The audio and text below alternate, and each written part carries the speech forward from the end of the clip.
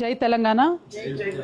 ఇవాళ అన్ఎక్స్పెక్టెడ్గా చాలా దారుణంగా ఏదైతే ఈ రాష్ట్రంలో జరగకూడదు అనుకున్నామో వరుసబట్టి మరి పిల్లల విషయంలో ప్రభుత్వం యొక్క నిర్లక్ష్య వైఖరితోని మైనారిటీ రెసిడెన్షియల్ కాలేజ్లో నిజామాబాద్లో వర్ణిలో ఒక 10వ తరగతి చదువుతున్నటువంటి అబ్బాయి ఆత్మహత్య చేసుకోవడం జరిగింది.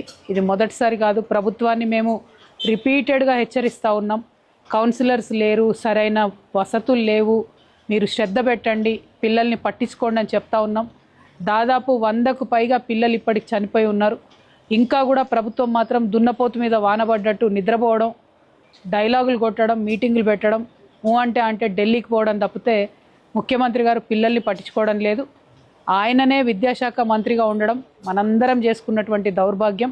ఆయన విద్యాశాఖ మంత్రిగా ఉండి తనకు రివ్యూ చేసే తీరిక లేదు, హాస్టళ్ళ మీద ఆలోచన చేసేటటువంటి పరిస్థితి లేదు, కనీసం పేద పిల్లల పట్ల కన్సర్న్ లేకపోవడం చాలా దారుణం. పదే పదే చెప్పిన ఈ మైనారిటీ రెసిడెన్షియల్ స్కూల్స్ అయినా బీసీ ఎస్సీ ఎస్టీ వెల్ఫేర్ పాఠశాలలలో ఆడపిల్లలైనా మగపిల్లలైనా ఇట్లా బలవన్మరణాలకు లోనవుతూ ఉన్నారు. దీన్ని ప్రభుత్వం తక్షణమే సీరియస్గా తీసుకోవాలని డిమాండ్ చేస్తూ ఉన్నాను. మరి ఎందుకు జరిగింది ఈ ఘటన అని తెలుసుకోవడం లేదు. మొన్న హుజూరాబాద్లో ఒక బిడ్డ దగ్గరికి పోయి వచ్చినాం, అంతకుముందు ఇంకొక చోట జరిగింది.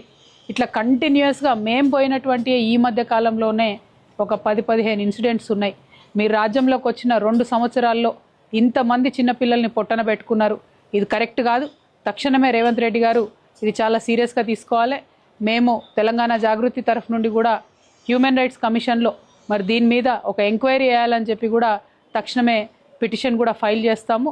మరి మీరు విని రివ్యూ చేసుకున్నారా? సరే, అవసరమైతే state human rights commission, national human rights commission వరకు కూడా వెళ్ళి కదలిక తీసుకొని వస్తామని ప్రభుత్వాన్ని హెచ్చరిక చేస్తూ ఉన్నాం.